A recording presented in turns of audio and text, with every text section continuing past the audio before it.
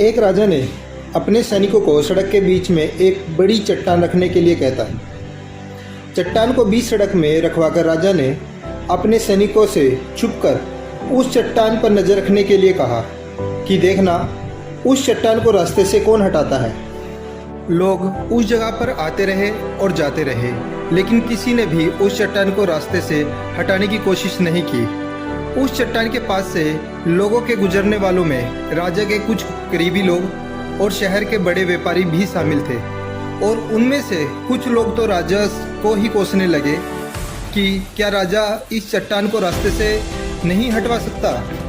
लेकिन किसी ने भी उस चट्टान को रास्ते से हटाने का प्रयास नहीं किया। ऐसा काफ़ी दिनों तक चलता रहा। एक दिन एक किसान अपनी सब्जियों के साथ उधर से गुजर रहा था। उसने चट्टान को रास्ते में पड़े दिखा और सोचा कि सबको इस चट्टान की वजह से काफ़ी तकलीफ हो रही है। उसने अपनी मजबूत लाठी से उस चट्टान को एक तरफ धकेलने की कोशिश शुरू कर दी। की कोशिश के बाद वह उस सड़क से हटाने में कामयाब हो गया। चट्टान रास्ते से हटने के बाद किसान अपनी सब्जियों को उठाकर जाने ही वाला था कि अचानक उसकी नज़र एक पोटली पर गई, जो ठीक उसी जगह पड़ी थी जहां से उसने वह चट्टान हटाया था।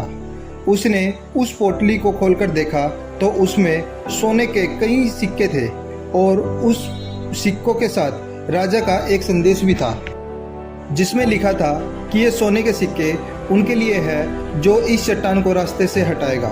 दोस्तों, बिल्कुल ठीक इसी तरह हम सब की लाइफ में भी कई परेशानियां आती हैं।